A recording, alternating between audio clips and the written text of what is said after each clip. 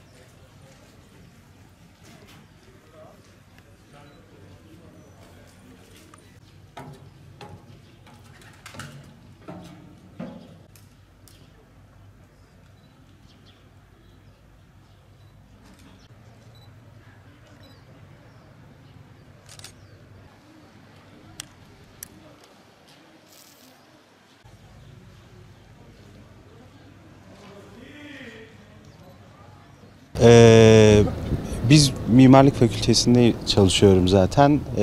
Mimarlık Fakültesi'nin restorasyonunu yaparken onun üzerine bir yazı yazmak istedik Halil İbrahim Düzenli hocamızla. Fotoğraf arşivlerine girdik. Burada bir kubbeli yapı olduğunu gördük. Daha sonra işte malum istinat duvarı, yol çalışması vesaire herhangi bir iz bulamadık. Fakat şunun da farkındayız.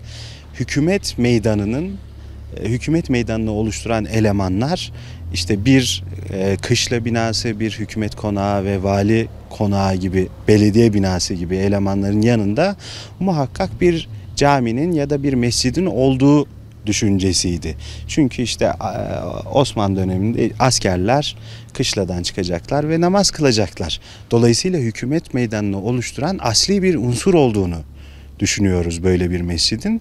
O mescidi de işte fotoğraflardan izini gördüğümüz mescidin de işte 22 Şubat'ta yağmur vesairenin yağmasıyla birlikte istinat duvarı çöktü ve camiye ait olduğunu düşündüğümüz, işte su sistemine ait olduğunu düşündüğümüz beden duvarı ortaya çıktı. Beden duvarının ortaya çıkmasıyla birlikte o caminin izlerini aramak istedik. Fakat şu anda en önemlisi bu beden duvarının korunması. Onun için bir an önce harekete geçilmesi gerekiyor.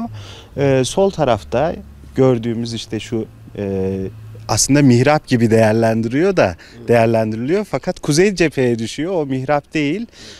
Ora bir su sisteminin geldiği yer. Hali hazırda suyun da aktığı bir yerdi.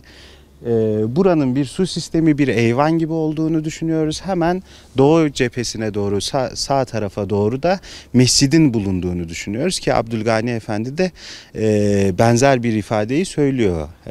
Muhammed el Gazi Mescidi'nin, hatta içinde bizatihi Muhammed el Gazi'nin de naaşının olduğunu ifade ediyor kendi Mardin Tarihi kitabında.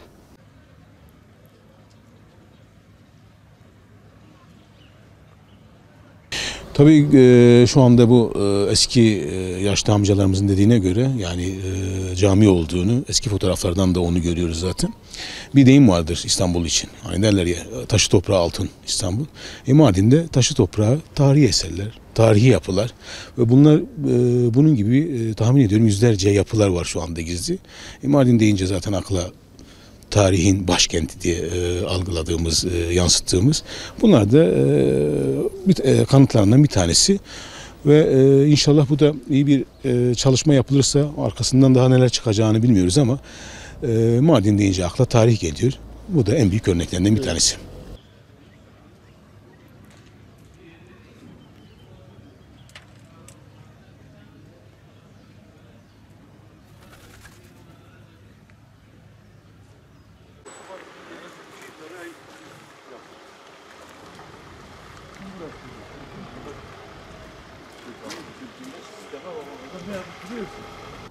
Zoruma gitti. Arkadaşlarıma onu anlatmaya çalışıyordum. Bizim geçmişte bir tarihimiz olan veya dini değerimiz olan veya Mardin'e has olan bir yapının bu şekilde üstüne duvarın örülmesi ve o yapının bu şekilde ortaya çıkması zoruma gidiyor ve beni üzüyor bu. Tarihimizin bu kadar önemsiz olması gerçekten üzücü ve zorumuza gidiyor, yani diyebileceğim bu kadar.